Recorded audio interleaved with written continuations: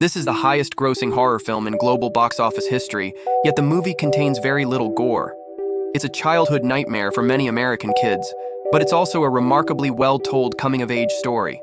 The film is adapted from Stephen King's novel of the same name. The story takes place in a small town called Derry, which has been shrouded in eerie terror for over a century. Namely, a string of mysterious child disappearances. One rainy day, our young protagonist folds a paper boat for his little brother. The boy dashes outside to play, and the boat rides the rainwater straight into a storm drain. Just as he's about to retrieve it, a clown suddenly appears in the drain. Pretending to return the boat, the clown lures the boy to reach out, then bites off his arm and drags him into the sewer. The brother vanishes just like that. Time dulls the pain, but the older brother never stops believing his sibling is alive, maybe washed through the sewer to somewhere downstream. At school, he's got a few close friends, the kid with glasses, the curly-haired one, and the one with the bowl cut. They plan to hang out by the creek over the holidays. The creek connects to the sewers, and rainy weather might help them search for clues. Elsewhere, Mike, an apprentice at the slaughterhouse whose parents died in a fire, shows up for work. Suddenly, the locked door flashes the horrific scene of his parents' deaths. When it opens, a pair of blood-red eyes stare at him from a dark corner. At that critical moment, a gang of bullies who usually target Mike happen to pass by, ironically scaring the thing off and saving him. The curly-haired kid has his own scare. He's always been afraid of his dad. One day in his bedroom, a creepy abstract painting falls off the wall. When he hangs it back up, the woman in the painting is gone. He turns around, and that twisted woman is standing right behind him. Terrified, he bolts out the door. Meanwhile, a new student arrives at school, a heavyset boy who has no friends yet, and is often bullied. He hides out in the library and by chance digs into the town's history books. He learns Derry has seen multiple mass casualty events, an ironworks explosion, a bar arson, and more. In one old photograph, he seems to glimpse a faint image of the clown. His heart pounds. Just then, a red balloon drifts up behind him, as if beckoning him to follow. He trails it into the basement. The lights flicker and go out. What happens next nearly scares him to death. In the darkness, he sees a horrifying sight. The headless, burned corpses from that old photo begin to walk toward him. The chubby kid bolted, crashing straight into the librarian, and the illusion vanished. From this, it's clear the clown becomes whatever each person fears most and uses that terror to devour its prey. No sooner had the chubby kid left the library than he ran into the bullies. Their blonde ringleader pulled out a switchblade, planning to carve his name into the kid's belly. Most people do good deeds without leaving a name. This guy wants to sign his evil ones. In a panic, the kid kicked him, broke free, and sprinted away, right into the main boy and his friends who were playing by the creek. Since they'd all been pushed around by those bullies before, they decided to get the chubby kid out of there. They stopped at a pharmacy and ran into our female lead buying pads. She's also frequently bullied by other girls who spread rumors that she's promiscuous. The truth is she's dealing with a possessive, predatory father at home. In short, they're all having a rough time in their own ways. The next day, while they're hanging out, the chubby kid shares what he found at the library. Derry's child disappearance and death rates are 6 times higher than average. Obviously, something's wrong. On his way home, the bowl-cut kid has a scare of his own. Passing an abandoned house, he's confronted by a terrifying zombie. Already terrified of zombies, he runs like mad, then spots a clown staring at him, gripping a balloon. Thankfully, the clown doesn't give chase. Back at home, the girl hears strange sounds coming from the bathroom drain. She feeds a tape measure down to check and pulls up clumps of bloody hair.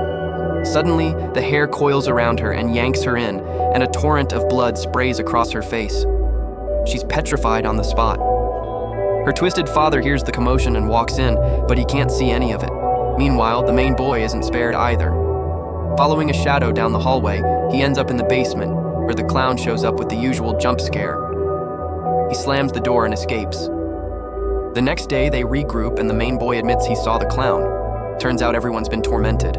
The blood spattered all over the girl's bathroom walls. The friends can see it too, which suggests only kids can perceive these things. They help her scrub the mirror and walls clean, restoring the room to normal. On their way home, they catch the bullies harassing Mike. Years of bottled-up frustration explode, and a full-on rock fight breaks out. With numbers on their side, the main boys group wins. After this, the Losers Club is finally complete. More missing person flyers appear around town. The chubby kid notices a pattern. Major incidents in Derry happen every 27 years. That means the mysterious evil clown resurfaces on a cycle, feeding on children, then hibernating. And now it's been exactly 27 years since the last time. They hurry to the main boy's garage and pin every bizarre case location on a map. They realize the scenes cluster near the sewers, and all the sewers converge on a place called the Well House. Before they can finish talking, the slide projector starts flipping images on its own. The clown appears again. Right at the critical moment, they yank open the garage door. Sunlight streamed in and the clown vanished. After this, the main boy was even more certain his little brother was still alive. Ignoring his friend's objections, he decided to head straight for the clown's lair. Seeing this, his friends had no choice but to risk it and go with him. It turns out the Well House is that abandoned wooden shack. The kid with glasses and the bowl cut went in with the main boy, while the others kept watch outside. As soon as they entered, the thing the bowl cut kid feared most, a zombie, appeared again and shoved him down the stairs, knocking him out. Meanwhile, the kid with glasses was shut inside a room crammed with clown dolls. In a coffin lay a dummy that looked just like him. He slammed the lid, and the clown sprang out. Luckily, the main boy arrived in time and saved him. Elsewhere, the bowl-cut kid came to and saw the clown slowly crawling out of a wardrobe. At the critical moment, the girl heard the commotion and rushed in. Together, they stabbed the clown, then pulled the injured bowl-cut kid to safety. Shaken to the core, the group wanted to call it quits, but the main boy wouldn't give up.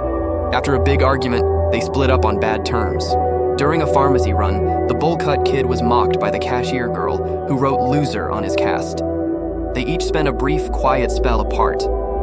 During this time, the girl's father learned from neighbors about her hanging out with the boys. Possessive to the extreme, he couldn't stand it and tried to assault her. She fled to the bathroom and knocked him down while he was off guard. But that fear inside her was triggered, and the clown appeared and abducted her. The main boy happened to come by her house and found a bloody message from the clown on the wall. That did it. If they were going to die, they'd face it together.